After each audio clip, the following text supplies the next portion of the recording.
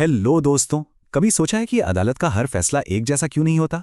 आज हम Indian civil law के दो ऐसे शब्दों को समझने वाले हैं जो सुनने में तो एक जैसे लगते हैं, पर जिनका मतलब और असर बिल्कुल अलग है। एक है आदेश और दूसरी है आज्ञप्ति। एक तरफ है अदालत का फैसला और दूसरी तरफ है एक निर्देश। सुनने में तो काफी मिलते जुलते लगते हैं, है ना? लेकिन कानून की दुनिया में इनमें जमीन आसमान का फर्क है।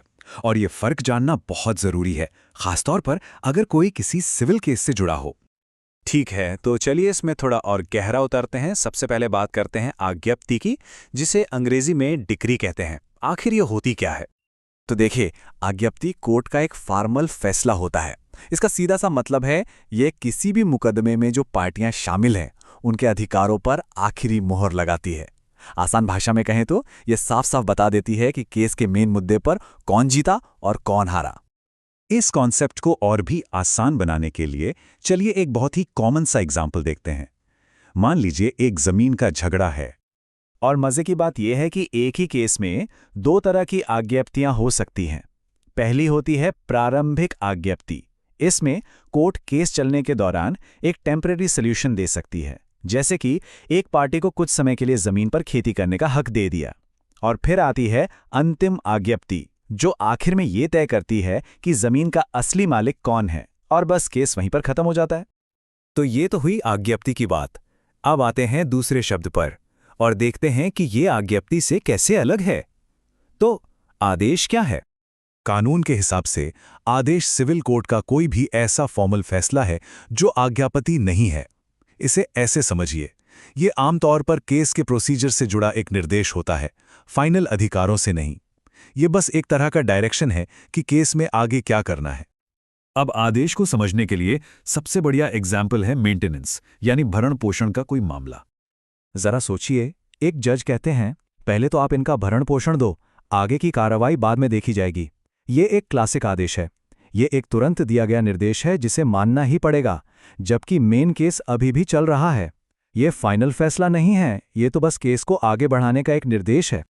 तो अब जब हम दोनों शब्दों का मतलब थोड़ा बहुत समझ चुके हैं, तो चलिए इन्हें आमने सामने रखकर इनके मेन डिफरेंसेस को देखते हैं। इससे ये हमेशा के लिए याद हो जाएगा। अच्छा, तो एक एक करके इनके अंतर देखते हैं। पहला, आज्ञप्ति हमेशा एक पूरे मुकदमे से ही निकलती है, जबकि आदेश एक मुकदमे या सिर्फ एक एप्लीकेशन पर भी दिया जा सकता है। दूसरा बड़ा फर्क, आज्ञप्ति हमेशा अधिकारों का फाइनल फैसला करती है, पर आदेश ऐसा करे यह जरूरी नहीं।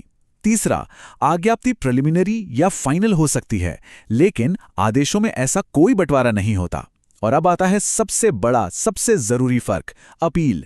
लगभग हर आज्ञप्ति के खिलाफ अपील की जा सकती है, लेकिन हर आदेश के खिलाफ नहीं। अब सवाल उठता है कि भाई ये सब जानना इतना जरूरी क्यों है? इस कानूनी बारीकी से किसी की जिंदगी पर क्या असर पड़ता है? इसका जवाब सिर्फ एक बहुत ही सीधे से सवाल में छिपा है। क्या कोर्ट के उस फैसले को चैलेंज किया जा सकता है? और यहीं पर सबसे बड़ा अंतर सामने आता है। अगर कोर्ट से आज्ञापत्ति मिलती है तो हाँ, लगभग हमेशा ही उसके खिलाफ ऊपर की अदालत में अपील करने का हक होता है। लेकिन अगर आदेश मिला है तो ऐसा नहीं है। हर आदेश के खिलाफ अपील नहीं हो सकती। ये सिर्फ कुछ खास मामलों में ही मुमकिन है। और यही सबसे बड़ा प्रैक्टिकल फर्क है। तो इसे याद रखने का एक बहुत ही बढ़िया तरीका है। सोचिए कि आज्ञप्ति एक चैप्टर खत्म करती है। ये कहानी के एक हिस्से का अंत है, जबकि आदेश तो बस अगले सीन का डायरेक्शन देता है। ये बताता है कि कहानी में आगे क्या करना है। तो अगली बार जब कोर्ट के किसी फैसले की बात हो तो ये सवाल जरूर सोचना, ये आदेश है या आज्ञप्ति? क्योंकि आखिर में कानून की प्रक्रिया को समझना असल में अपने ही अधिकारों को बेहतर ढंग से समझना है।